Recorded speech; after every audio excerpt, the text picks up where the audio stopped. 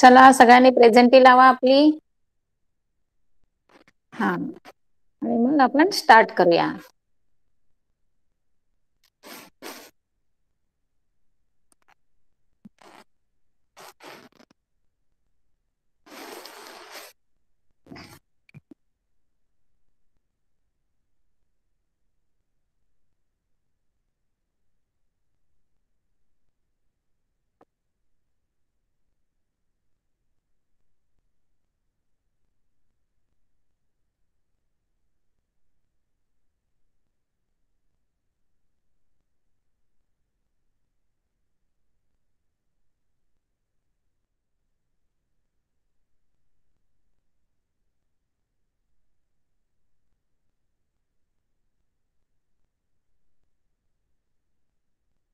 बघा, हळूहळू मुलांना आपण जवळजवळ आजच्या लेक्चरमध्ये आपला हाही लेसन संपून जाईल. म्हणजे आपले 9 लेसन कम्प्लीट. आणि मग राहिला एकच. म्हणजे विचार करा, डिसेंबर एंड पर्यंत सगळा सिलेबस आपला म्हणजे शिकून कम्प्लीट झालाय. आता तुम्ही तुमचं प्रिपरेशन कुठपर्यंत ठेवलंय, कसं ठेवलंय, ते तुम्ही तुमचं तुमचं जरासं प्रिपरेशन कडे थोडस लक्ष द्यायचं आहे. हा, कारण आता माझ्याकडनं शिकवून झालं, आता थोडंसं रिव्हिजन वजा आपलं होईलच, प्रश्नच नाही. पण रिव्हिजन होत असताना तुमचं प्रिपरेशन मोस्ट इम्पॉर्टंट असणार आहे ना. किंवा ओरली तुमचे क्वेश्चन विचारून घेतले, किंवा अजून एक तुमची म्हणजे एक्झाम घेतली, तर आम्हाला त्याच्यातनं समजेल. पण त्यासाठी सगळ्यात महत्वाचं म्हणजे काय असणार आहे, की तुमचं प्रिपरेशन व्यवस्थित असणं गरजेचं आहे. समजतंय? मला असं वाटतं आपण क्रोनिक डिसीज पर्यंत आलो होतो. म्हणजे हा पार्ट आपला एक्सप्लेन करून झालेला आहे. Communication media and excessive use of modern technology, हे पण मी तुम्हाला सांगितलंय की पूर्वी कसं असायचं की मुलं बाहेर खेळत असायची, त्यांना ओढून आणायला लागायचं की बसा अभ्यासाला. आणि आता मुलं घरातच असतात, बाहेर जात नाहीत, तर खरोखर मम्मीला त्यांना सांगावं लागतं की अरे थोड्या वेळासाठी तरी बाहेर जा, थोड्या वेळासाठी तरी बाहेरचं खेळ खेळा, म्हणजे कुठून तरी तुमचं फिजिकल एक्सरसाइज होईल. आणि ते तुमच्यासाठी खूप महत्वाचं असणार आहे. आता त्याच्यानंतरचा टॉपिक आहे आपला आता, की मुलं किती ऍडिक्ट झालीत. आत्ताचा जो काही आपला सोशल मीडिया आहे, तो जो आपला कालचा टॉपिक आहे त्याच्याशीच रिलेटेड पुढचं एक्सप्लेनेशन आहे. बघा, nowadays excessive and unnecessary and irrational use of modern technology and communication media is becoming sensitive issue through the viewpoint of the social health. अगदीच म्हणजे विचार करा की प्रत्येकाला आता स्मार्टफोन हातात मिळालेला आहे. हे यंदाच वर्ष असं नाही, पण अगदीच म्हणजे मुलांना जसं कळायला लागतं, घरातच मम्मी पप्पाचे फोन असतात. त्यामुळे तुम्ही बऱ्याच वेळेला काय करत असता, ते वापरत असता. पण ते वापरत असताना तुमचा किती वेळ तुम्ही त्याच्यामध्ये वाया घालवता, हा अतिशय महत्वाचा पॉइंट आहे. कारण एक त्याच्यातनं खूप असा तो खजाना आहे. त्याच्यातनं तुम्ही जर चांगलं काही शोधलं, तर तुम्हाला एक्स्ट्रा नॉलेज असं किंवा खूप अशी जी काही माहिती आहे की नाही, ती खूप मिळते. इंटरनेट इज माय फ्रेंड असं तुमचं आहे की नाही एक साईडला कुठेतरी. तर खरंच त्याच्यातनं तुम्ही या म्हणजे सगळ्या तुमच्या महत्वाच्या लेसनवर काय तुम्ही शोधलं, तर तुम्हाला खूप एक्स्ट्रा नॉलेज असं मिळत असतं. पण तुम्ही काय करत असता, हे तुमचं जे एज आहे, या एज मध्ये तुम्ही काय करता, नॉलेज कमी आणि बाकीच्या गोष्टी तुम्ही काय करत असता, जास्त सर्च करत असता. त्यामुळे त्याचा इफेक्ट तुमच्या सोशल हेल्थवर म्हणजे तुमच्या त्या आरोग्यावर होत असतं. मग आता तुम्हाला सांगितलंच की सोशल हेल्थ म्हणजे काय असणार आहे, तर तुमचं ते जे काही तुमचं सराउंडिंग आहे ते. मग आता तुमच्या सभोवताली जे तुमचे फ्रेंड्स आहेत, ते तुमच्या घरामधले जे काही मम्मी पप्पा किती फोनचा वापर करतात हे तुम्ही बघत असता. आणि त्याच्यावरून मग तुम्ही बऱ्याच अंशी काय करत असता, तुमचं बिहेवियर त्याप्रमाणे होत असतं. पुढे बघा, person spending the time with cell phone for several hours are usually unaware of the surrounding. This is also a sort of addiction and leading to endangering the social health. बघा, मी तेच सांगितलं तुम्हाला की काय होतं, एक तर स्मार्टफोन अतिशय महत्वाचा आहे की आपल्याला खूप असं त्याच्यातनं ज्ञान मिळतं. पण त्याच्यातनं बाकीचा म्हणजे जसं आपण म्हणतो की नाही, नाण्याला दोन बाजू असतात, तुमचं कॉईन असतं की नाही, तर तसं म्हणजे तशाच तुमचं स्मार्टफोनच्या बाबतीत पण आहे. त्याचे प्रॉफिट अँड लॉसेस आहेतच आहेत. आणि अगदीच खूप गरज असेल, आता सध्याच्या आपण कोविड काळामध्ये जर तर स्मार्टफोनचा बघितला, तर खूप छान उपयोग करून घेतलाय आपण. म्हणजे सगळं जे काही आपला ऑनलाईन स्टडी आहे, तो आपला त्या स्मार्टफोन थ्रू चाललेला आहे. कळतंय? म्हणजे त्याचा किती बेनिफिशियल यूज आहे बघा. पण बऱ्याच वेळेला मुलं काय करतात किंवा पॅरेंट्स काय करतात, बऱ्याच वेळेला त्याच्यात काही ज्या नकोशा पण ज्या गोष्टी आहेत त्याही बघत बसतात आणि अननेसेसरी काय करतात, त्यांचा स्वतःचा टाइम वेस्ट करतायत. समजतंय?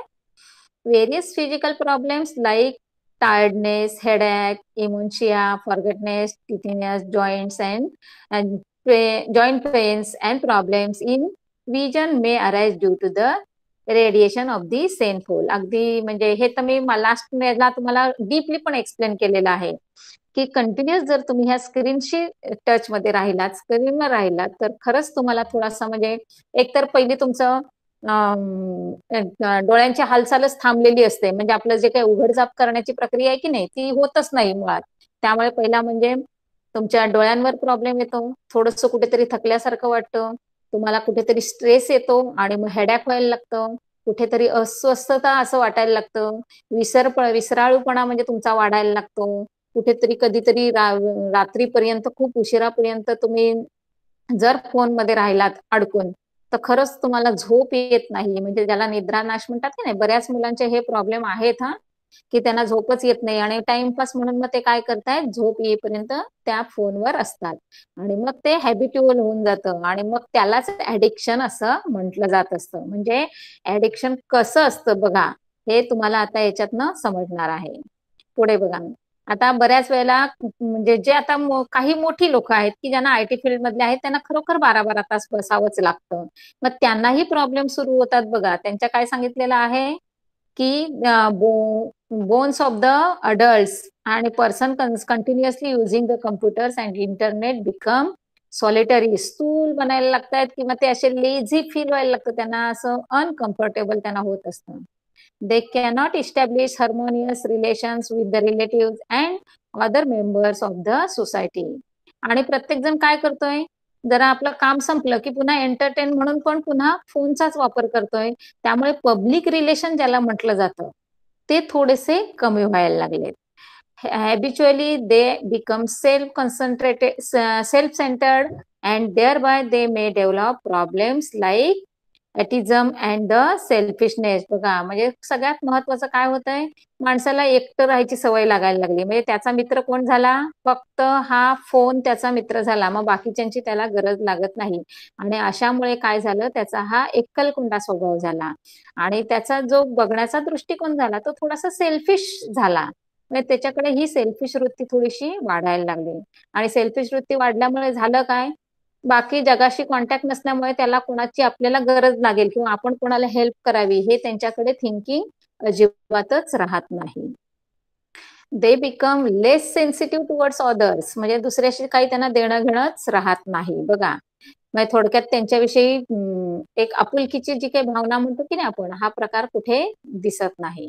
Chronic effects of such tendency is that they are not ready to help others in need and hence they also do not get it in need. मग ऑफकोर्स असंच असतं ना नेहमी, की तुम्ही जर कोणाला मदत करत नसाल तर तुम्हालाही कोणी मदत करत नाही. आणि आपण असं आहोत की आपण ह्युमन बिंग आहोत, आपल्याला थोडीशी एकमेकांची गरज लागते, कारण आपण काय आहोत, समाजामध्ये राहत असतो आणि कधी ना कधीतरी कुठल्या तरी कारणाने किंवा कुठलंही रिझन असू शकतं छोटं मोठं, आपल्याला एकमेकांची गरज लागते. पण जर तुम्ही सेल्फिश असाल, जर तुम्ही म्हणजे कोणाला हेल्प करत नसाल, तर मात्र ज्या वेळेला खरोखरच तुम्हाला गरज असते तेव्हा मात्र कोणीही तुम्हाला उपयोगी पडत नाही. आता एक छान चित्र दिलेलं आहे बघा तुम्हाला राईट साईडला. Boy using cellphone while eating. सगळ्याकडे तुमच्या घरामध्ये प्रत्येकाकडे मला असं वाटतं हा सीन असणार आहे. हा, आता बघा काय आहेत त्याचे इफेक्ट, काय आहेत ते बघा. Children who watch the cartoon films may imitate the characters of those films.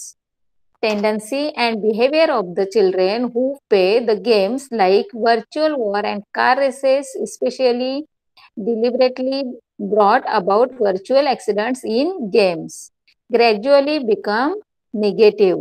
Some games available on cell phones and computers are extremely time consuming and also causes economic losses to lose concentration on some essential subjects and may also prove fatal. काय सांगितलं, फार अतिशय महत्वाचं सांगितलं आणि सध्या तुमच्यासाठी हे इम्पॉर्टंट आहे. का? तर मोस्ट ऑफ द टाइम तुमचं काय असतं की आम्हाला खेळायला मिळत नाही, आम्हाला म्हणजे गेम खेळायचे असतात किंवा आम्हाला सगळ्यांना फ्री टाइम हा एकाच वेळी मिळत असतो, त्यामुळे तुमच्या फ्रेंड सर्कलमध्ये हे गेमिंग वगैरे हा प्रकार चालतो. किंवा तुम्हाला काही तुमचं बघायचं असेल तर तुम्हाला टाइम स्पेंड नसतो करायचा, मग तुमचं काय असतं, साईड बाय साईड मी जेवतो आणि साईड बाय साईड मी ते काय करत असतो, आपलं चाललेलं असतं. पण त्याच्याने सगळ्यात महत्वाचं तुमचं महत्वाचा पॉइंट असा की तुमचं खाण्याकडे लक्ष नसतं. त्यामुळे आपल्या ताटामध्ये काय आहे हे जर तुम्ही नीट बघून खाल्लं, त्याचा आस्वाद घेतलात, तर मुलांनो तुम्हाला ते जास्त म्हणजे इफेक्टिव्ह ठरतं तुमचं फूड. कारण तुम्ही काय खाता याच्यामध्ये तुमचं सगळं लक्ष असतं. आणि जेव्हा तुम्ही फोनमध्ये असता तेव्हा आपलं कसं तरी खायचं म्हणून खात असतात आणि पोट भरलं की नाही भरलं हेही कळत नाही. शिवाय तुमच्याकडे जे आयटम आहेत त्याचा आस्वादही तुम्ही घेत नाहीत आणि मग त्याचा इफेक्ट नकळत तुमच्या बॉडीवर दिसायला लागतंय. समजलं? त्यामुळे कॉन्सन्ट्रेट करायचं. नेहमी जेवताना आपल्याला हार्डली 15 मिनिटं लागतात मुलांना जेवायला. तर 15 मिनिटं तुम्ही काहीही करायचं नाहीये. कम्प्लीट आपलं ताट घेऊन समोर समस्त बसायचं आणि आपल्या खाण्यावर लक्ष कॉन्सन्ट्रेट करायचं. इथून पुढे मात्र सगळ्यांनी ही सवय लावून घ्या. समजलं? Along with some useful purpose, huge information available on internet is used for viewing some inappropriate videos too. However, there is a governmental regulation over such media. Website, movies and cartoon films inappropriate for children are banned by the government. आता कसं असतं बघा, बऱ्याच वेळेला काही गोष्टी असतात, movies असतात बघा, त्या मूवीजना सांगितलेलं असतं की फक्त अडल्टच बघायचे आहेत. म्हणजे ज्यांचं वय 18च्या पुढे आहे अशांनाच त्या मूवीज बघायला परमिशन असते. पण तुमचं आता हे तुम्ही जे काही फोन घेऊन बसता तेव्हा तुमचे पॅरेंट्स किती तुमच्याकडे लक्ष घालणार आणि तुम्ही किती त्यांचं ऐकणार हा प्रश्न असतो की नाही. तेव्हा जर गव्हर्नमेंटने त्याच्यावर काहीतरी रिस्ट्रिक्शन ठेवले की एक टीनेज मुलांना ठराविकच गोष्टी ओपन करायच्या किंवा ठराविकच डिस्प्ले करायच्या आणि बाकीच्या ज्या आहेत त्या आफ्टर 18 नंतर मग त्या करायच्या, तर मात्र बराच कंट्रोल सगळ्या गोष्टींवर येऊ शकणार आहे. समजतंय?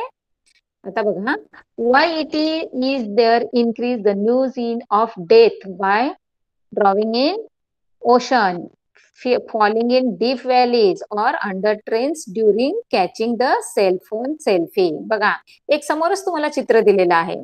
एक तर पहिली गोष्ट तुम्ही नेहमी काय करत असता, रस्त्याने चालवताना जाताना तुमच्या कानात ते इयरफोन्स असतात आणि तुम्ही आपले तुमचे मस्त मजेत गाणं ऐकत तुमच्या धुंदीत चालत असता. पाठीमागून हॉर्न वाजतोय ऐकायला येत नाही. समजतंय? हा, मग त्यावेळेला ऍक्सिडेंट होण्याचे चान्सेस जास्त असतात. कुठेतरी एखादा चांगला व्ह्यू पॉइंट दिसला की तुम्हाला मूड येतो सेल्फी काढायचा, मग तिथे तुम्ही सेल्फी काढता, पण तो किती पॉइंट रिस्की आहे ह्याचा तुम्ही विचार करत नाही. आणि बऱ्याच वेळेला मग तुम्हाला ह्या सगळ्या गोष्टींना फेस करावं लागतं की जर तुम्ही न्यूज वाचत असाल तर तुम्हाला हे सगळं वाचायला मिळतं की सेल्फीमुळे किती लोकांचे प्राण गमावलेले आहेत. आता मला सांगा, हे इतकं इम्पॉर्टंट आहे का सेल्फी? मग त्या कशाला प्राधान्य द्यायचं, कशाला इम्पॉर्टंट द्यायचं हे तुमचं तुम्ही ठरवायचं आहे मुलांना आणि त्याप्रमाणे तुम्ही वागायचं आहे. क्लिअर सगळ्यांना? कारण हे आता तुम्हाला दिलंय का या एज मध्ये जवळ जास्तीत जास्त मुलांकडनं चुका होत असतात आणि याच एज मध्ये तुमचं ब्रेन वॉश केलं समजा तर त्याचा पॉझिटिव्ह इफेक्ट पण तुमच्यावर चांगला होऊ शकतो. का?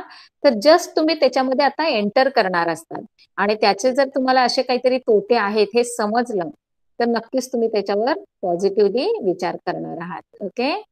There is a increasing competition to upload the videos of road accidents instead of helping the victims. What is the mentality of such a people? अगदी तुम्ही व्हॉट्सअपवर असणारच आहात. आपली व्हॉट्सअप युनिव्हर्सिटी म्हणजे फार मोठी युनिव्हर्सिटी आहे नाही का? तर त्याच्यावर पहिले व्हिडिओ कोण टाकणार? एखादा कुठलाही इन्सिडेंट झाला की माझा व्हिडिओ तिकडे पहिला गेला पाहिजे अशी कॉम्पिटिशन असते. म्हणजे त्याच्यातलं एक बेस्ट त्यांनी एक्झाम्पल दिलं की रोड ऍक्सिडेंट असतील तर पहिले व्हिडिओ अपलोड होत असतात बघा. का? त्यांना खरं ऍक्च्युली तिथे व्हिडिओ काढून किंवा काय सेल्फी काढून काही करायचं नसतं. तर ऍक्च्युली जे इंज्युअर्ड आहेत पर्सन त्यांना हेल्प करणं हा अतिशय महत्वाचा पॉइंट असतो. पण सध्याच्या या सध्या लोकांमध्ये काय टेंडन्सी झाली आहे की असं असं काहीतरी घडलंय आणि ते पहिलं लोकांना सांगायचं असतं, मग त्याचा व्हिडिओ काढायचा आणि ग्रुपला पाठवून द्यायचा. पण त्या जागेवर त्यांनी त्या व्हिडिओच्या ऐवजी त्या इंज्युअर पर्सनला उचलून कुठेतरी हॉस्पिटॅलिटीची सोय केली तर किती चांगलं म्हणजे नेचर राहणार आहे की नाही. एखाद्याचे प्राण आपल्यामुळे वाचत असतील तर किती चांगलं तुम्हाला समाधान मिळणार आहे. Why are the video clips of parents treating or hitting the children not studying as per their wish or domestic helpers? Beating the children are very common in social media nowadays. बऱ्याच वेळेला काय होत असतं, घरातनं तुमच्या फोनवरनं आरडाओरडा चालू असतो बघा. आता सुद्धा तुम्हाला तुमचे पॅरेंट्स ओरडतच असणार आहे जेव्हा तुम्ही खरोखर म्हणजे आपला ऑनलाईन स्टडी असतो जो काही 1 hour असेल तुमचा स्कूलचा अजून धरून काही एका दिवसातनं काहीतरी 2-3 hours तुमचा सपोज असेल तर ते 2-3 hours सोडून तुम्ही जर फोन हातात घेतलात किंवा तुम्ही जर गेम खेळत असाल आणि ते जर तुमचे पॅरेंट्स अगदी तुमच्यावर लक्ष ठेवून असतील आणि हे जर त्यांना कळत असेल तर ऑफकोर्स तुमच्यामध्ये आणि पॅरेंट्समध्ये नेहमीच काय होत असतो, रागवारागवी होत असते. समजते. पण तुम्ही विचार करा की काय असतं, तुम्ही स्क्रीनवर जास्त राहू नये, तुम्ही ते गेम खेळायला म्हणजे त्याच्यात ऍडिक्ट होऊ नये, हा एक सगळ्यात महत्वाचा पॅरेंट्सचा उद्देश असतो. कारण का सध्या तुम्ही अभ्यास करणं हे खूप इम्पॉर्टंट तुमच्यासाठी आहे. एक तुमचे काहीतरी गोल असतात ते साध्य करायचे असतील तर तुमचा हा अभ्यास तुमच्यासाठी खूप महत्वाचा आहे. पुढे बघा.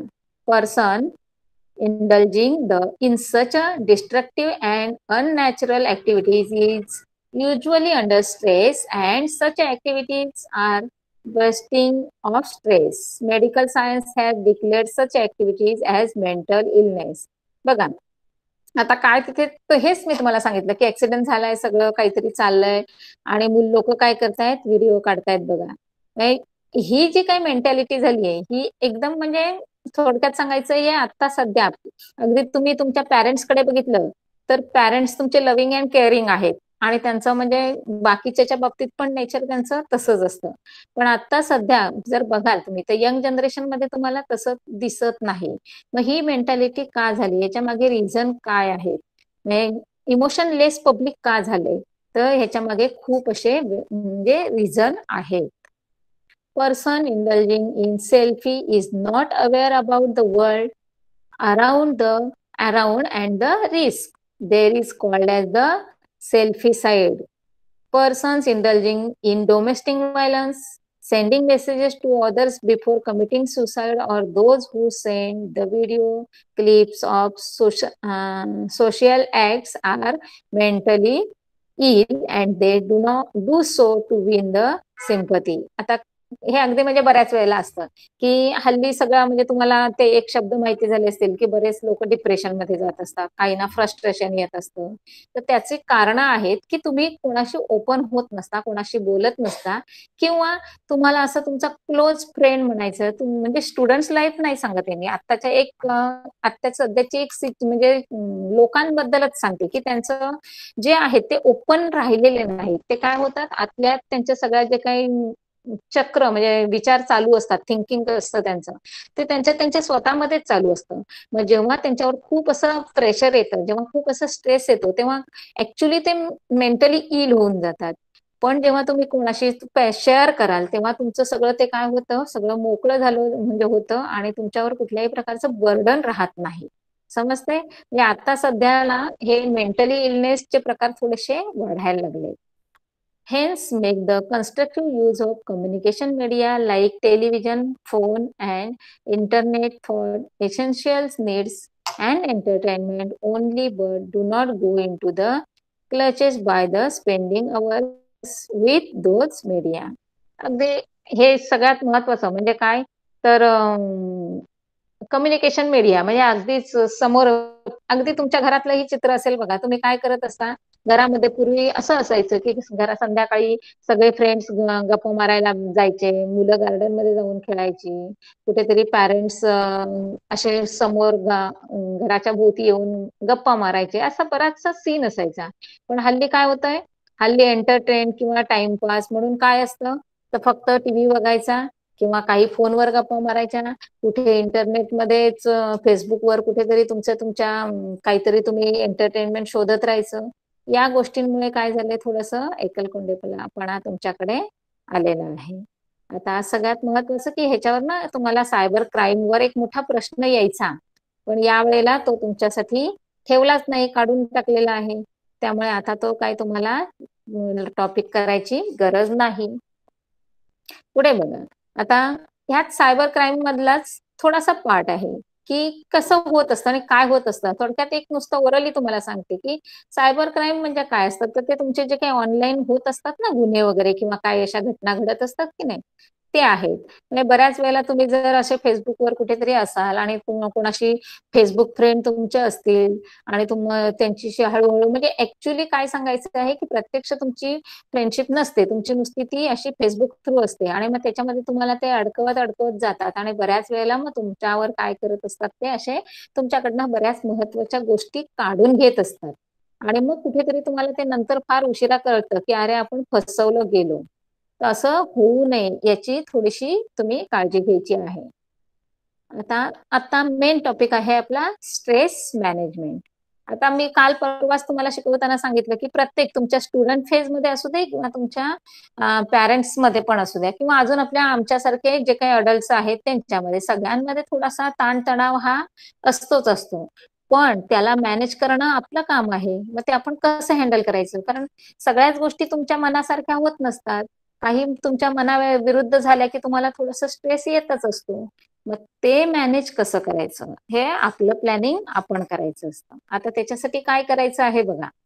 आता have you seen the loudly laughing citizen in morning in public gardens? Now of the newly popularised country concepts is laughter club. These people relieve their mental stress by laughing loudly.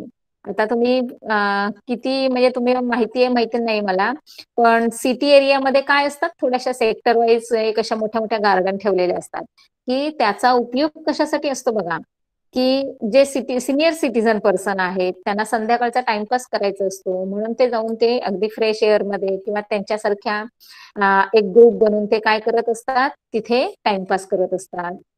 दुसरे जे working people असतात ते सकाळी सकाळी जाऊन त्या garden मध्ये काय करत असतात, मॉर्निंग वॉक करत असतात. त्यांचा एक ग्रुप बनतो आणि मग ते त्या ग्रुपमध्ये काय करतात तिथेच थोड्या वेळासाठी योगा करायचा, कुठेतरी थोड्यासाठी लाफिंग योगा म्हणतात तो करायचा. म्हणजे प्रत्येक जण काय करत असतो की आपल्या आपल्या त्याच्या वेळेप्रमाणे थोडासा ऍडजस्ट करत असतो आणि ग्रुपने कुठेतरी ह्या ऍक्टिव्हिटीज करत असतात, जेणेकरून तुमचं सगळं जे काही बर्डन आहे, जे तुमच्या मनावर आलेलं प्रेशर आहे ते काय होतं थोडंसं रिलीज होऊन जातं.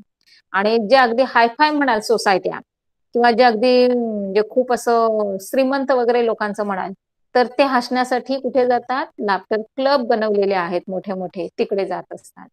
आता तुम्ही एक तिकडे जर कधी गेला असाल तर तिथे काय असतं माहितीये का, तिथे वेगवेगळ्या टाईपचे मिरर असतात आणि आपणच आपल्याला त्या मिरर मध्ये बघायचं असतं आणि त्या मिरर मध्ये बघितल्यानंतर तुमचे वेडे वाकडे शेप असे दिसत असतात आणि ते बघून आपल्यालाच इतकं हसायला येतं की अगदीच म्हणजे हसून हसून आपलं पोट दुखायला लागतं म्हणायला हरकत नाही. आणि अगदी साधं सोपं आपण नेहमीच म्हणत असतो की हसा आणि लठ्ठ व्हा. याचा अर्थ काय आहे, हसणं हे आपल्यासाठी खूप महत्वाचं आहे. कारण एक तर पहिलं म्हणजे मोठी एक्सरसाइज होते. बऱ्याच वेळेला तुम्हाला आपल्या फेसच्या ज्या ऍक्टिव्हिटीज आहेत ना, जरा चेहरा तुम्ही हसताना कसा होतो ते जरा एकदा तुम्ही स्वतःला आरशात बघा म्हणजे तुम्हाला ते समजतं. कळतंय? आता पुढे बघा. Various ways of expression like establishing communication with friends, peers, cousins, teachers, and more importantly, parents. Nothing down our feelings. Expressing our feelings with near and dear ones help us to release the stress. आता दुसरा एक पर्याय सांगितलाय बघा, तुम्हाला stress मॅनेजमेंटवर एक short note लिहायला येईल किंवा तुम्ही त्याच्यावर काही how to release the stress असा तुम्हाला क्वेश्चन आला तर पॉइंट वाईज तुम्ही हे छोटे छोटे 3 पॅरेग्राफ दिलेत की नाही त्याला तुम्ही एक्सप्लेन करायचं आहे. आता पहिलं झालं तुमचं लाफिंग योगा किंवा लाफिंग क्लब किंवा लाफिंग इज मोस्ट इम्पॉर्टंट. त्याच्यानंतर आता सांगितलं त्यांनी की तुम्हाला तुमचा काही प्रॉब्लेम असेल तर तुम्ही ते शेअर करा. कोणाशी शेअर करू शकता? तुमचे क्लोज फ्रेंड्स असतील त्याच्याशी शेअर करा. तुमच्या वेगवेगळ्या ठिकाणी तुम्ही कुठे जात असाल, म्हणजे तुम्ही स्कूलचे फ्रेंड वेगळे, तुमच्या सोसायटीतले फ्रेंड वेगळे, तुमचा कुठे अजून स्पोर्ट्सला कुठे जात असाल तिथले तुमचे फ्रेंड्स वेगळे. पिअर ग्रुप म्हणजे काय? तुमचे व्हेरियस ग्रुप्स. नाही असे कुठले तुमच्या अगदी स्पेशल फ्रेंड, बेस्ट फ्रेंड म्हणता ना, त्यांना कुठेतरी तुमचं काय प्रॉब्लेम असतील ते शेअर करा. किंवा तुमच्या रिलेटिव्ह मध्ये तुमचे कजिन्स असतील त्यांच्याशी शेअर करा. काही वेळेला तुम्हाला म्हणजे मोठा प्रॉब्लेम असेल तर टीचर्स बरोबर शेअर करा. आणि सगळ्यात महत्वाचं म्हणजे सगळ्यात जवळचे तुमचे कोण आहेत तर तुमचे पॅरेंट्स, त्यांच्याशी शेअर करा. सगळ्या problem, every problem has a solution. त्यामुळे प्रत्येक प्रॉब्लेमवर तुम्हाला सोल्युशन हे मिळेल. फक्त तुम्ही काय करायचं आहे की हे सगळे प्रॉब्लेम तुमच्या मनामध्ये काय असतात ते तुम्ही कोणाशी तरी शेअर करा, म्हणजे तुमचा त्या प्रॉब्लेम आपोआप सॉल्व्ह होणार आहे. जर तुम्ही ते मनामध्ये ठेवून त्याच्यावरच थिंकिंग करत असाल तर तुमचं ओव्हर थिंकिंग होतं आणि कधीतरी मग त्याचं मग तुमच्या थोडस त्याचा मनावर, शरीरावर, सगळ्यावर त्याचा इफेक्ट जाणवायला लागतोय. समजलं सगळ्यांना?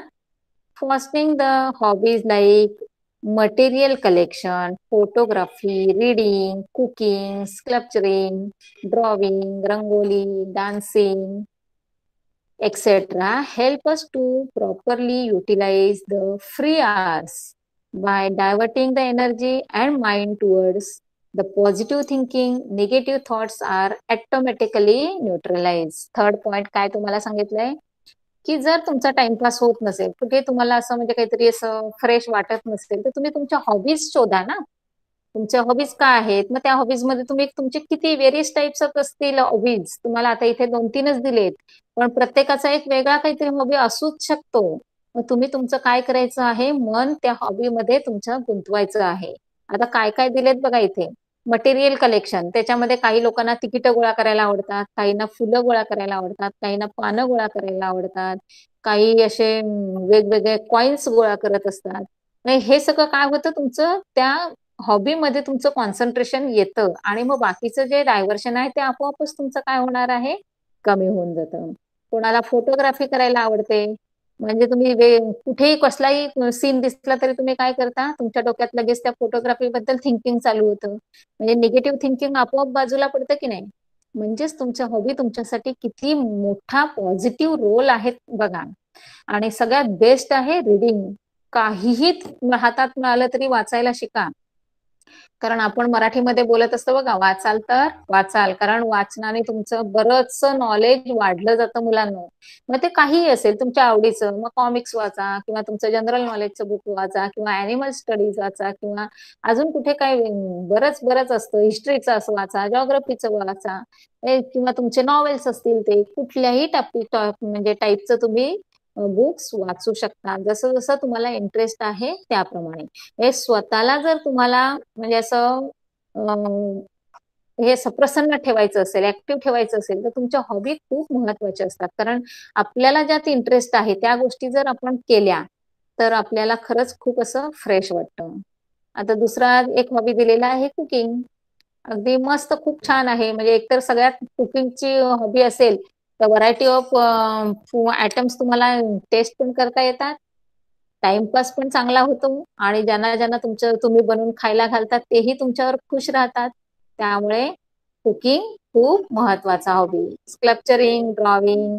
आता स्कल्पचरिंग बघा, हे म्हणजे अगदी खूप मोठ्या लोकांचे झाले की अगदी काय म्हणतात त्याला, पुतळे वगैरे तयार करणे.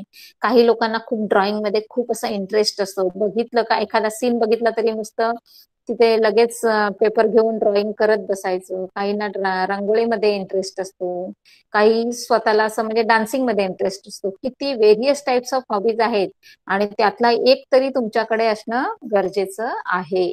आणि सगळ्यात महत्वाचं या स्टेजला तुमच्याकडे रीडिंग खूप महत्वाचं असणार आहे. टेक्स्च्युअल तुम्ही म्हणाल, टेक्स्च्युअल म्हणण्यापेक्षा अभ्यासाचं नाही सांगत आहे मी. कारण अभ्यास करणं म्हणजे मुलांना सगळ्या नेहमीच प्रत्येक मुलांना, मग ते अगदी कुठल्याही लेवलचे असू द्या, अभ्यासाची पुस्तकं म्हटले की ते बोर होतात, कंटाळा होतो त्यांना. ते त्यांच्यावर असं लादलं गेल्यासारखं होतंय. पण तुम्ही त्याच्याच बरोबर साईड बाय साईड जर दुसरं काही वाचलं तर तुम्ही फ्रेश होऊन जाता बघा. त्यामुळे तुमच्या आवडीचे कुठलेही हॉबी ठेवा, पण तुमचं माइंड फ्रेश ठेवण्यासाठी, ऍक्टिव्ह राहण्यासाठी तुमच्या हॉबी असणं गरजेचं आहे. आणि ऑफकोर्स त्यामुळे काय होतं, तुमचं जे थिंकिंग आहे ते नेहमीच पॉझिटिव्ह राहतं. आणि जेव्हा तुमच्याकडे पॉझिटिव्ह थिंकिंग वाढलं जातं, तेव्हा निगेटिव्ह थिंकिंगला स्पेसच पुरत नाही. तुमच्याकडे टाइमच अवेलेबल नाहीये. त्यामुळे ओव्हर थिंकिंग आणि निगेटिव्ह थिंकिंग हे सगळे प्रकार तुमचे ऑटोमॅटिकली काय होणार आहेत, बाजूला जाणार आहेत. क्लिअर सगळ्यांना? बरं, काय प्रॉब्लेम आहे कुणाला?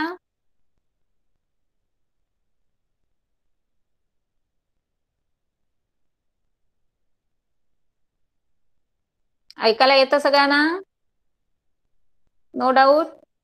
Okay okay.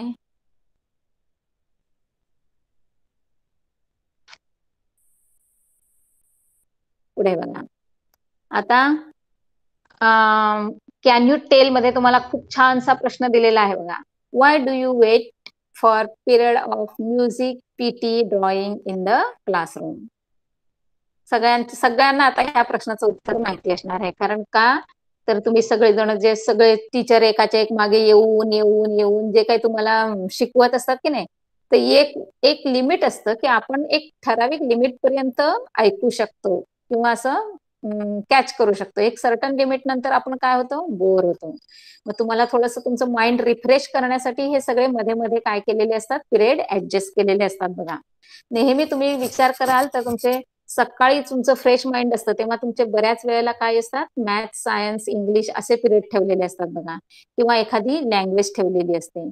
आणि मध्येच कुठेतरी लगेच 2-3 पिरियड नंतर तुम्हाला एखादा असा ड्रॉइंगचा, पीटीचा किंवा असा सिंगिंगचा असा कुठला तरी पिरियड ठेवलेला असतो. म्हणजे थोडक्यात काय, तुम्हाला थोडंसं ऍक्टिव्हिटी करायला चान्स दिला जातो. थोडं बाहेर जाऊन तुम्ही पीटीच्या पिरियडला जाऊन खेळून आलात की मस्त त्याच्या नंतरच्या पिरियडला तुम्ही असे फ्रेश झालेले असता आणि असा खूप इंटरेस्ट घेऊन पुन्हा ऐकायला तयार झालेले असता.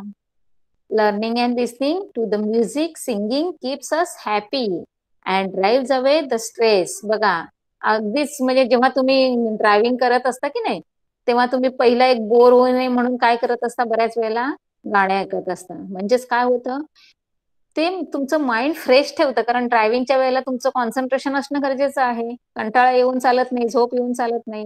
म्हणजेच म्युझिक किंवा सिंगिंग, सिंगिंग सुद्धा खूप महत्वाचं आहे अतिशय. म्हणजे तुम्ही जर आता तुमची जी गाणी आहेत तुमचं किंवा तुमची आवड आहे, ती थोडीशी वेगळी असते या एज प्रमाणे. पण जर तुम्ही असं काहीतरी असं खूप छान असं संगीत ऐकत असाल तर तुमचं मन खूप प्रसन्न होतं आणि त्याचा एक पॉझिटिव्ह इफेक्ट आहे ना, तो तुमच्या मनावर होत असतो आणि तुमचं मग थिंकिंग त्या वेने चालतं.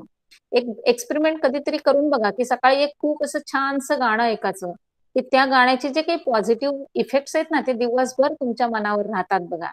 म्हणून बऱ्याच वेळेला सकाळी अशी पहाटेची गीतं म्हणतात की नाही, ती सगळी ऐकली जातात बघा.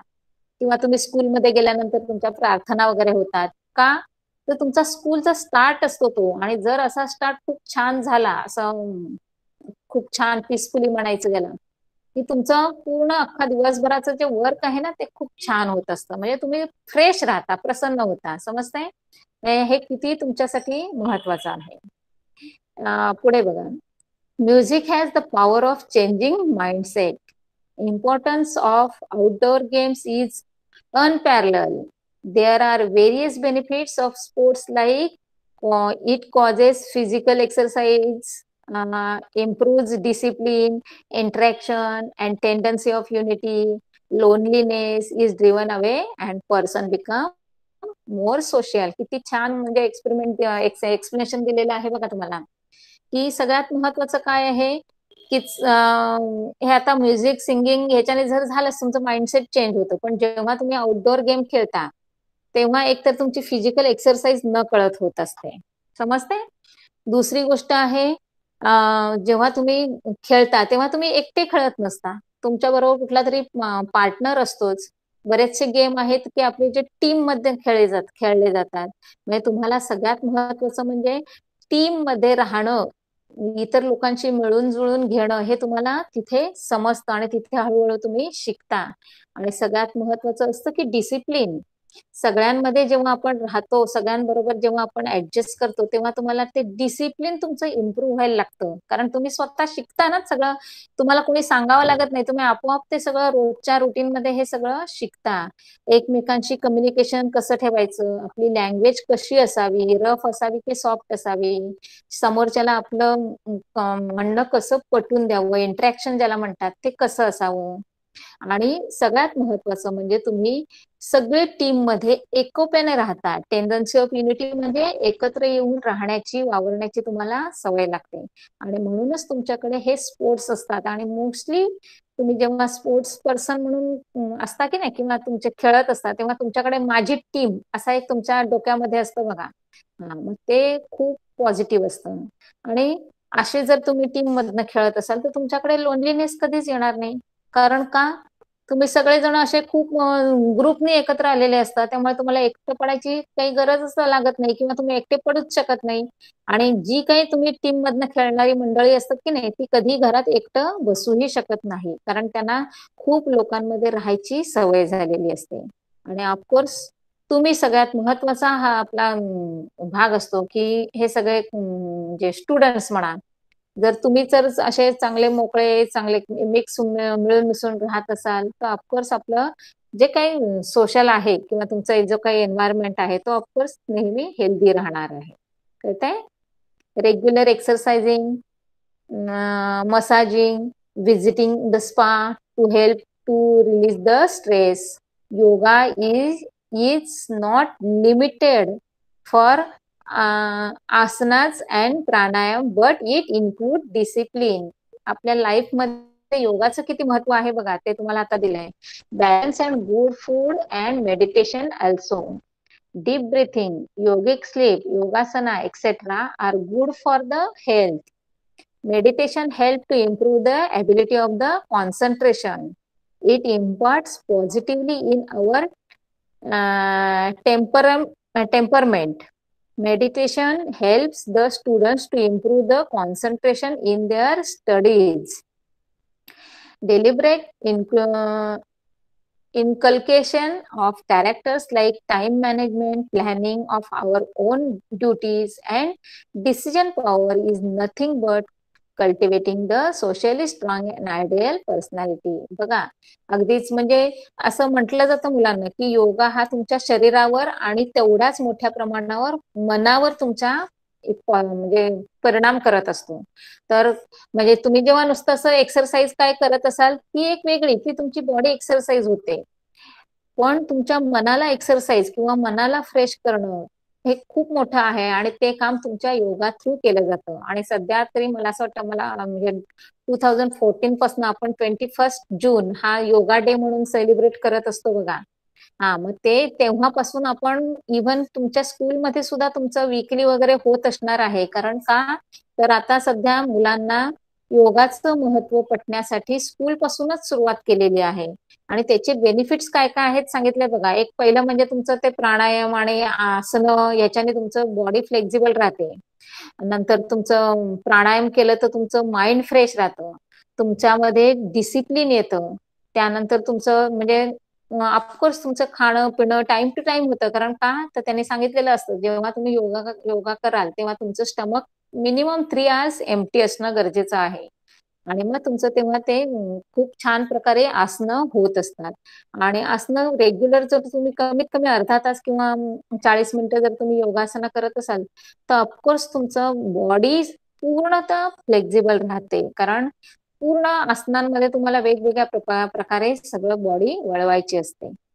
पुढे मेडिटेशन खूप छान आहे. मन किती शांत होतं, म्हणजे अगदी तुम्हाला कुठेही फक्त तुमच्या श्वासावर केंद्रित करायचं असतं, कॉन्सन्ट्रेशन करायचं असतं. म्हणजे म्हणजे न कळत काय करता तुम्ही, तुमचं ब्रिदिंगवर जेव्हा कॉन्सन्ट्रेट करता तेव्हा तुमचं मन फक्त त्या ब्रिदिंगकडेच जातं.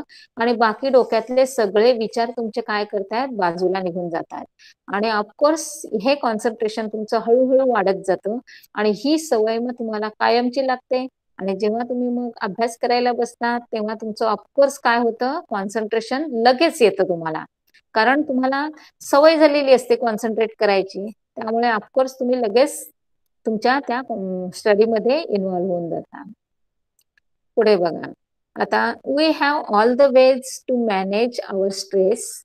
However, if those are not successful due to the certain reason, it leads to some more serious problems like depression and frustration. Medical advice, counseling, and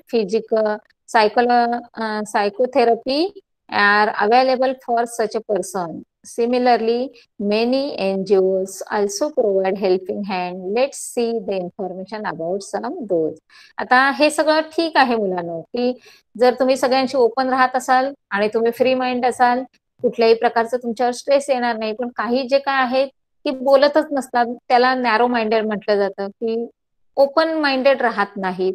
मग ते आतल्या आत राहतात आणि मग त्यांच्यावर ना बऱ्याच म्हणजे त्यांना डिप्रेशन किंवा फ्रस्ट्रेशन सारखे प्रॉब्लेम येतात.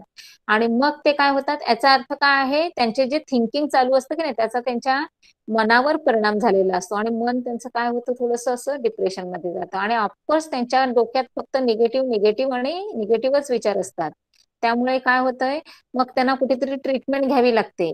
आणि मग ही ट्रीटमेंट म्हणजे तुमची डॉक्टरकडे जाऊन होत नाही, तर त्याला एक स्पेशल ऍडवाइस करणारे, काउन्सिलिंग करणारे लोक असतात, की ज्यांचा स्टडी झालेला असतो. आणि ज्या लोकांनी अशा बऱ्याचशा लोकांना म्हणजे पर्सन्सना ऍडवाइस दिलेला असतो, की किंवा त्यांना एक माहिती असतं की हे अशा अशा कॅटेगरीतलं पब्लिक आहे, त्यांना कोणत्या प्रकारे आपण काउन्सिलिंग करायचं आणि कोणत्या प्रकारे यांना त्याच्यातनं बाहेर काढायचं.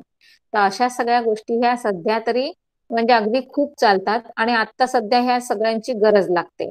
पूर्वीच्या काळी कसलं डिप्रेशन आणि हे काही प्रकारच येत नव्हते. कामं करायची आणि लोक थकून असे मस्तपैकी झोपून जायचे. पण आता काय होतंय, थोडस आपला स्टँडर्ड लेवल जर असं वाढलेलं आहे.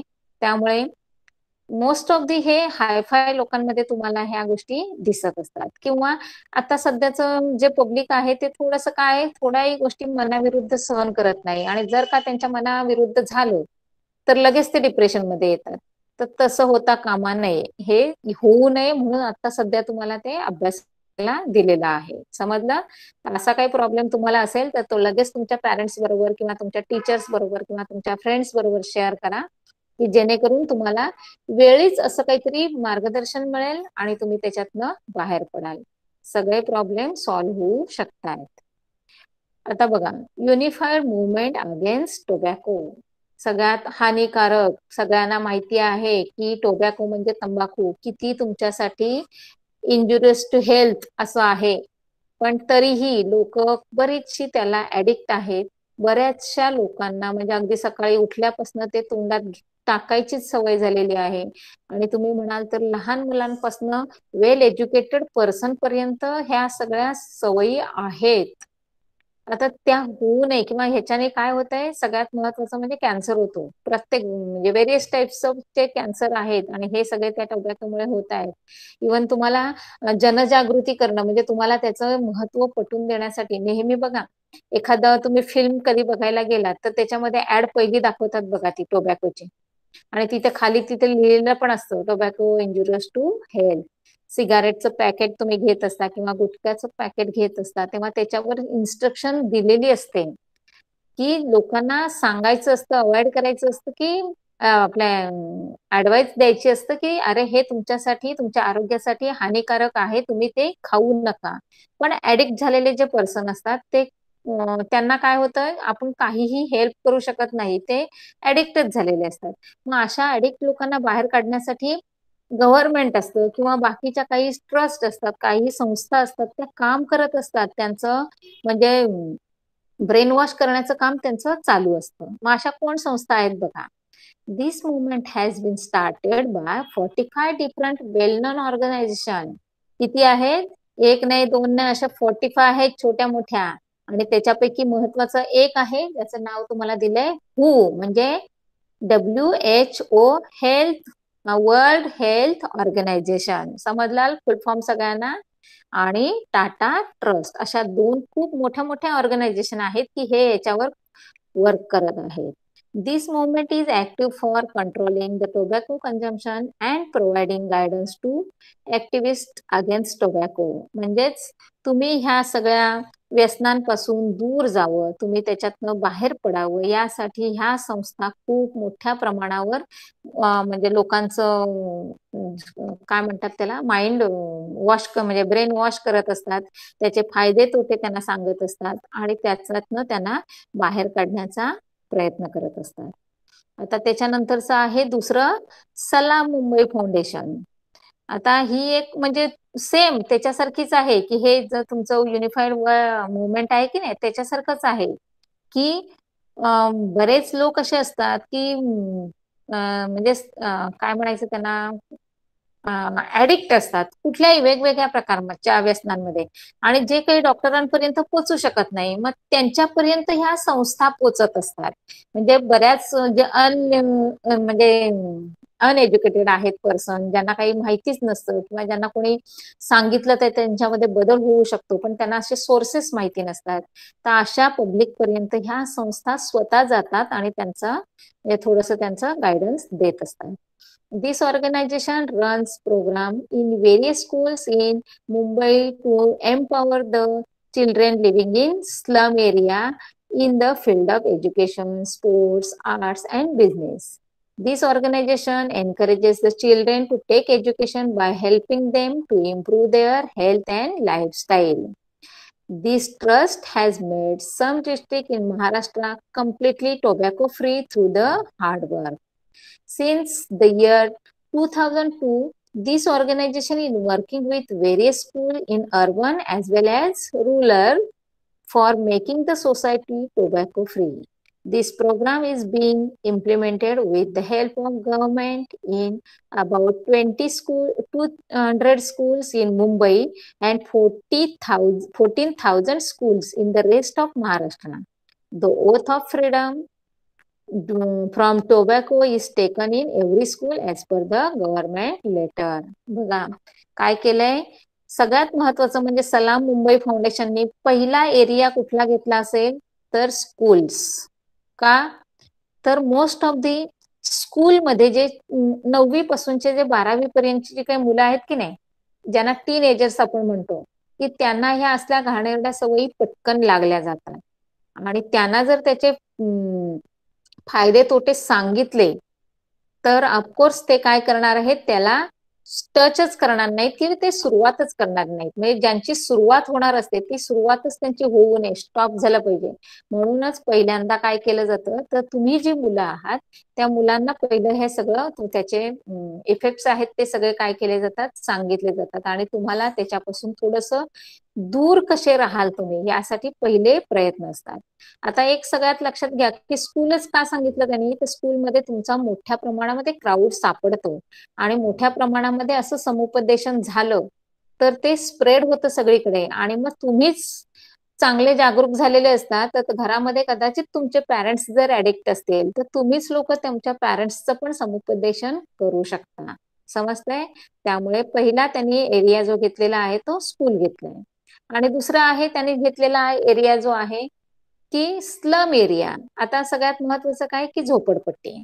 आता सगळं झोपडपट्टीमध्ये काय असतं की पॅरेंट्सचं बिलकुल मुलांकडे लक्ष नसतं, कारण ते बिचारे कुठेतरी दिवसभरासाठी कामाला जात असतात, आणि मुलं काय करत असतात, अशा कुठल्या तरी घाणेरड्या व्यसनांमध्ये अडकलेले असतात, कारण त्यांच्याकडे पैसा नसतो, त्यामुळे ते स्कूलमध्ये जात नाहीत.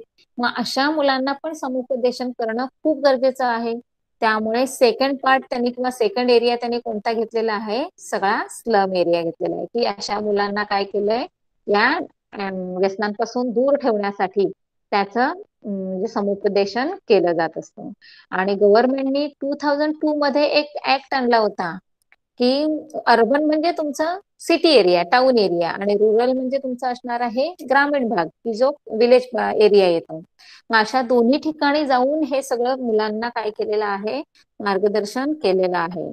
आणि 2002 ला हा एक ऍक्ट आला, आणि 2008 मध्ये जवळजवळ त्याला सगळं म्हणजे सगळीकडे तो लागू केला, आणि त्याचा इफेक्ट असा झाला की मुंबई सारख्या सिटीमध्ये 200 स्कूल्स आहेत. शिवाय टोटल महाराष्ट्राचा काउंट केला तर 14,000 स्कूल्स आहेत. मग जर त्यांनी असं विचार केला की आपण जर सगळ्या स्कूलला व्हिजिट दिली, सगळ्या स्लम एरियाला व्हिजिट दिली, तर आपण किती मुलांना ह्याच्यातनं वाचवू शकतो, किती मुलांना बाहेर काढू शकतो आणि आपण टोबॅको फ्री होऊ शकतो. अशा प्रकारचे प्रयत्न हे सगळे चालू आहे. आणि त्याच्यानंतर आहे गव्हर्नमेंट स्कीम. किती म्हणजे लोकांचे गव्हर्नमेंटचे किती प्रयत्न चालू आहेत बघा. आपला जर देश आपल्याला पुढे न्यायचा असेल तर आपलं पब्लिक अवेअर असणं खूप गरजेचं आहे. आणि पब्लिक मध्ये तुम्ही असणार आहात ते यंग जनरेशन आहे. त्यामुळे त्या यंग जनरेशनला जर तुम्ही घडवलं म्हणजे ते जर व्यवस्थित असतील तर ऑफकोर्स जे बाहेरच्या कंट्रीमध्ये चालतं की नाही तसा सीन आपल्याला काही दिवसांनी आपल्या कंट्रीमध्ये बघायला मिळेल. कारण बाहेरच्या कंट्रीमध्ये कुठेही काय बाहेर रस्त्यावर टाकलं जात नाही बघा. गुटखा खाल्ला जात नाही, तंबाखू खाल्ली जात नाही, कुठे थुंकलं जात नाही.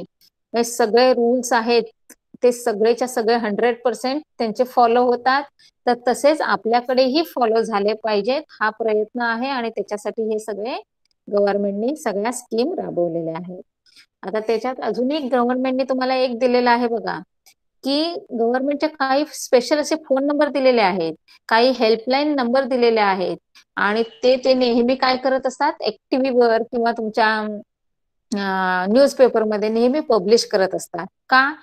तर जर कोणाला गरज असेल तर त्यांनी ह्या नंबरवर कॉन्टॅक्ट करायची, त्यांना सर्व प्रकारची हेल्प तिथे मिळू शकते. बघा, फोन नंबर किंवा helpline numbers are publish in newspapers to help the children in distress or facing any type of problem. Children contact the helpline to narrate their problems. Proper help and guidelines are offered to children. बघा, आता सगळ्यात महत्वाचं काय की जे म्हणजे चांगल्या घरातले आहेत लोक ते हेल्पलाईन नंबर किंवा फोन नंबरवर कॉन्टॅक्ट करून त्यांना प्रॉपर गायडन्स मिळू शकतो. म्हणजे एक एक तुम्हाला तुमच्या राईट साईडला एक चित्र दिलंय बघा.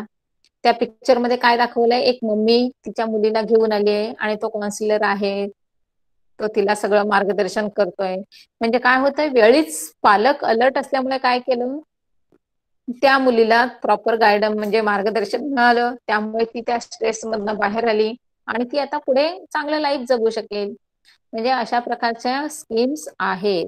आणि दुसरं त्यांनी काय सांगितलंय, की काही मुलं असतात बघा की त्यांच्या घरातनच प्रॉब्लेम असतो, मग ते कोणाशी कॉन्टॅक्ट करतील, मग त्यांच्यासाठी हे फोन नंबर खूप महत्वाचे असतात. त्यांच्यासाठी ह्या हेल्पलाईन नंबर खूप महत्वाचे असतात, की ते त्या नंबरवर स्वतःला हेल्प मागू शकतात आणि मग त्यांना हेल्प मिळते आणि त्यांचं पुन्हा लाईफ सिक्युअर होऊ शकतं. म्हणजे अशा प्रकारे गव्हर्नमेंटनी बऱ्याच म्हणजे स्कीम राबवलेल्या आहेत, बरेच प्रयत्न केलेले आहेत.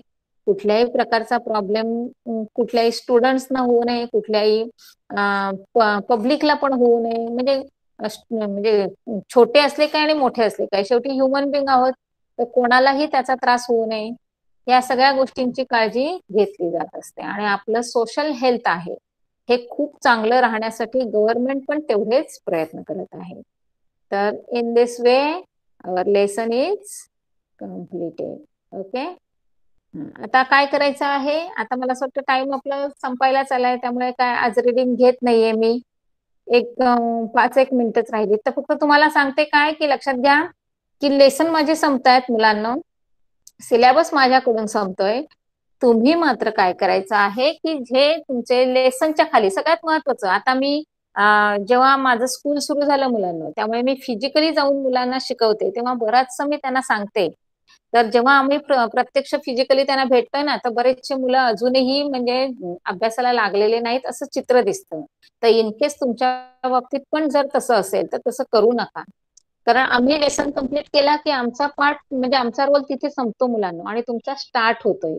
त्यामुळे एक काम करायचं, ठरूनच घ्यायचं, ज्याला टाइम मॅनेजमेंट म्हणतात की नाही, ते आता तुमच्याकडे खूप गरजेचं आहे. कारण तुमचं जी एक्झाम आहे ती तुमची ऑफलाईन होणार आहे आणि ऑफलाईन एक्झाम तुमची मला असं वाटतं एप्रिल एंड किंवा मे फर्स्ट वीक मध्ये होईल. राहिले तुमच्याकडे फक्त 4 महिने. तर 4 महिन्यांमध्ये तुम्हाला सगळ्या 6च्या 6 सब्जेक्टचं प्रिपरेशन करायचं आहे. तर त्याप्रमाणे आता तुम्ही प्लॅनिंग करा. सपोज आज माझा लेसन संपला, तर आज तुम्ही काय करायचं आहे, तो लेसन वाचायचा, कंटाळा करायचा नाही. त्याच्यावरनं तुम्ही वाचता वाचता आपले एक्सरसाइज मधले आन्सर शोधण्याचा प्रयत्न करायचा, म्हणजे तुमचं कॉन्सन्ट्रेशन आपोआप त्या लेसन मध्ये लागेल. आणि आन्सर शोधले की त्याला बुक मध्ये मार्किंग करा, लगेच ते लिहून काढा. ज्याचं काही तुम्हाला आन्सर सापडत नाहीत प्रॉपर किंवा परफेक्ट वर्डिंग तुम्हाला जमत नाही, त्याच्यासाठी तुम्ही डायजेस्ट किंवा मास्टर की तुमच्याकडे काय असेल ते यूज करा. आणि हे सगळं रिटर्न वर्क कम्प्लीट झाल्यानंतर तुम्ही लगेच ते लर्न करा. कारण जेव्हा जेव्हा तुम्हाला समजलेलं आहे तेव्हा तुमचं लर्न करणं तुम्हाला इझी जात असतं. नंतर करू असं जर तुम्ही ठरवत असाल तर मग तुमच्याकडे शेवटी असा खूप असा पेंडिंग राहील काम. आणि नंतर मात्र असं होईल तुम्हाला की आता मी कुठून स्टार्ट करू, असा तुमच्या पुढे प्रश्न येईल. त्यामुळे आता थोडंसं अलर्ट व्हा आणि आता अभ्यासाला लागा सगळ्यांनी. माझा होमवर्क तुम्हाला देईनच आजचं, हे कम्प्लीट द एक्सरसाइज हाच तुमच्यासाठी होमवर्क असणार आहे माझ्याकडून. समजलं? त्यामुळे सगळ्यांनी व्यवस्थित अभ्यास करा. ओके. आता आपला इथला आजचा लेसन आपला संपला. राहिला माझ्याकडे एकच लेसन, तो आपण आता पुढच्या 1-2 आठवड्यांमध्ये आपला सगळा कम्प्लीट होऊन जाईल.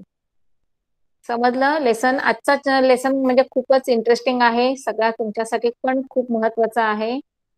एकदा दोनदा त्याला वाचा, समजून घ्या की आपोआप तुम्हाला समजून जाईल. आणि असं असतं मुलांना की जर तुम्ही ते वरच्या वर वाचत राहिलात ना तर तुम्हाला पण इंटरेस्ट पण त्याच्यामध्ये क्रिएट होत राहतो.